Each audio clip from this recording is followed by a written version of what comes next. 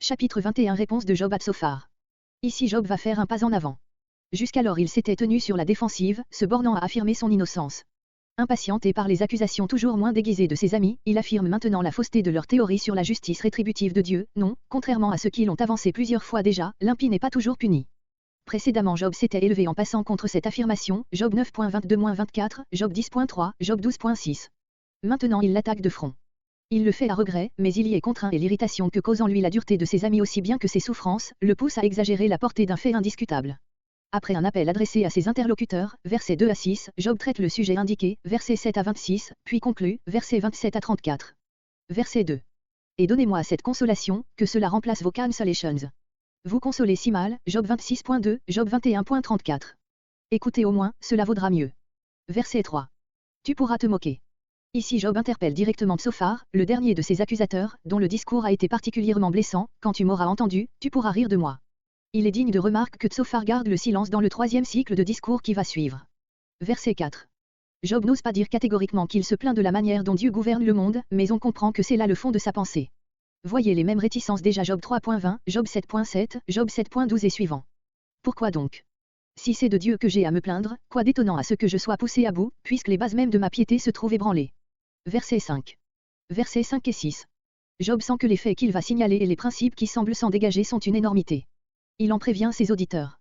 Soyez stupéfaits de ce que je vais dire. Mettez la main sur la bouche, pour ne pas éclater à chacune des phrases que je vais prononcer. Verset 7. Voici l'énoncé du fait renversant que vous me forcez à mettre en lumière, les méchants jouissent de toutes sortes d'avantages, versets 7 à 13. Verset 13. En un clin d'œil. Après une vie sans douleur, ils ont encore le privilège de mourir d'une mort douce. Verset 14. Cependant ils ne faisaient pas mystère de leur impiété, au contraire, ils l'affirmaient ouvertement.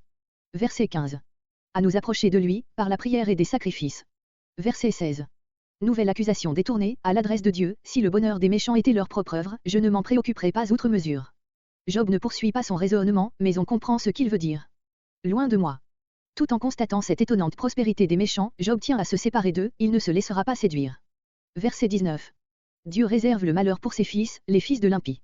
Ceci est un argument qu'on pourrait avancer pour justifier Dieu. Job répond, non. Pour que le coupable sache ce qu'il a mérité, c'est lui qui doit être puni, versets 19 à 21. Verset 22. Enseignera-t-on la science à Dieu? Rien de plus aisé que de dire que Dieu est juste. Mais encore faut-il tenir compte de tous les faits. Vous vous en tenez à des observations incomplètes et vous prêtez à Dieu des vues bornées. La vie présente et la mort témoignent souvent d'indifférence morale chez Dieu, versets 23 à 26. Mais le juge des esprits célestes n'aurait-il rien à dire sur les hommes après leur mort? Verset 27.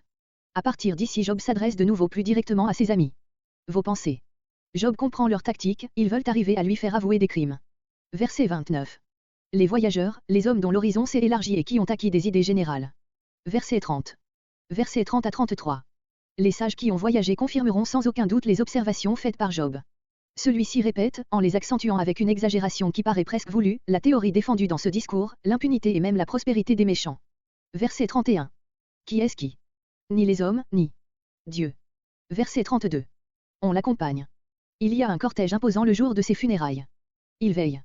Même après que tout est fini, le riche impie est encore là, sous la forme d'une statue qui se dresse sur sa tombe. D'autres traduisent, on veille, pour empêcher toute profanation. Verset 33. Suivent ses traces. Il a si bien réussi.